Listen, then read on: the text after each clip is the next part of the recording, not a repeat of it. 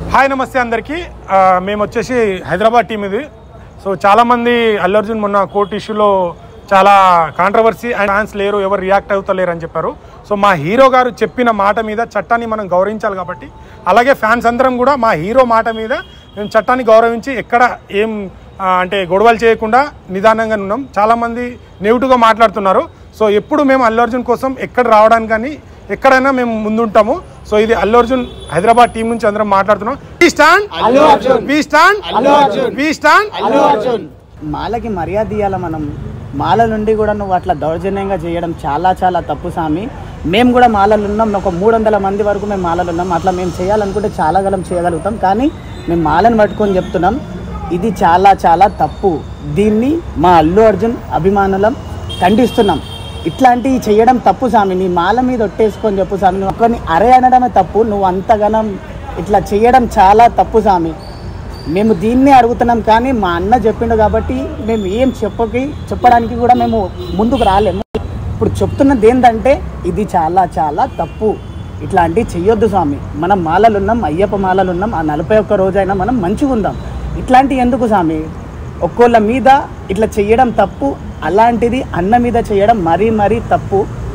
ఇంతకు మించి నేను ఎక్కువ మాట్లాడలేను స్వామి. స్వామి శరణం, స్వామి శరణం, స్వామి శరణం. సో మా హీరో గారు చెప్పిన మాట మీద నిలబడి మేము ఉన్నాం కాబట్టి, సో హీరో గారికి ఏ ఆపద ఉన్నా ఏదున్నా మేము ముందుకు వస్తాం.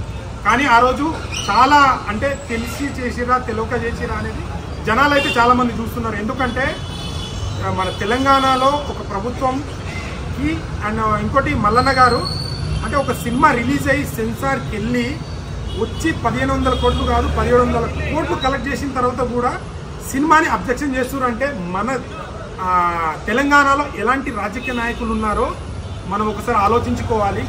ప్రజల సమస్యలు చాలా ఉన్నాయి.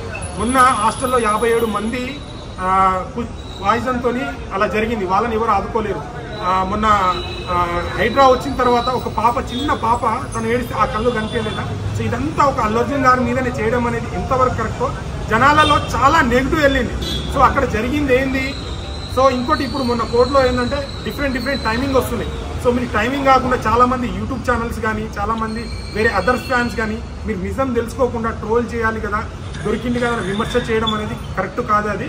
సో మీరు ఇంకోసారి ఆలోచించండి.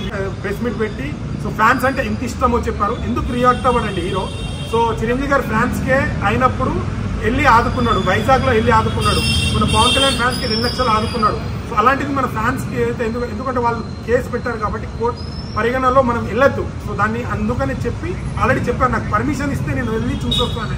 సో చాలా అంటే 25 లక్షలు ఇవ్వగానే ఇంతేనా అని మీరు అల్లు అర్జున్ గారిని కొట్టగాని అక్కడ దాడి చేయడానికి వచ్చారు. మరి ఆ రోజు ఏమైంది? 11 రోజుల తర్వాత రియాక్ట్ అయ్యారు. మన సీఎం గారు కూడా అసెంబ్లీ సాక్షిగా చెప్పారు. ఏంటంటే అసెంబ్లీలో చాలా మంది ప్రజలు చూస్తారు, ఆ హీరో గారు ఎవరు చూడలేరని. వాళ్ళ డాడీ ఎవరైతే చనిపోయిన వాళ్ళ భర్త ఉన్నారో తను వచ్చేసి టీం నాకు నెక్స్ట్ డే నుంచి రావడం జరిగింది, ప్రతిదీ అప్డేట్ తీసుకున్నాను. 25 లక్షలు అనేది డొనేషన్ చేసి ఇంకా ఏదైనా ఆదుకుంటున్నా అన్నారు. సో అప్పుడే ఇక సినిమా బిజీలో ఉన్నారు కాబట్టి ఒక ట్రస్ట్ ఇట్లా పెట్టి తన పేరు మీద ఒక ఎంతలో ఉందో అమౌంట్ చేద్దాం అనుకున్నారు. సుకుమార్ గారు 50 లక్షలు, బన్యాన గారు ఇంకా 75 లక్షలు, 25 కాకుండా ఇంకా 75 లక్షలు, మైత్రి ఇలా ఆదుకున్నారు. దాన్ని ఉత్సాహపడకుండా సో ఒక స్టార్ అంటే దేశం మొత్తం అల్లు అర్జున్ గురించి మాట్లాడుకుంటుండే మనం దిగజారిపోతున్నాం. మన తెలుగుని మన హీరోని కిందకి లాగుతున్నట్టు అనిపించింది ఇది. సో మేమైతే మా హీరో చెప్పిన మాట మీద కట్టుబడే ఉన్నాం. So we stand Allu Arjun. So మా అన్నకి ఏ ప్రాబ్లం ఉన్నా ఇందులో మేము ముందుంటాం. మా హీరో గారు చెప్పారని ఒక్కటే ఒక మాట మీద మేము వెనకంద చేద్దాం. కానీ ఎక్కడ ఉన్నా ఆల్ ఓవర్ ఇండియాలో ఖచ్చితంగా మా అల్లు అర్జున్ ప్రాబ్లం వస్తే మేము ముందు నిలబెడతాం.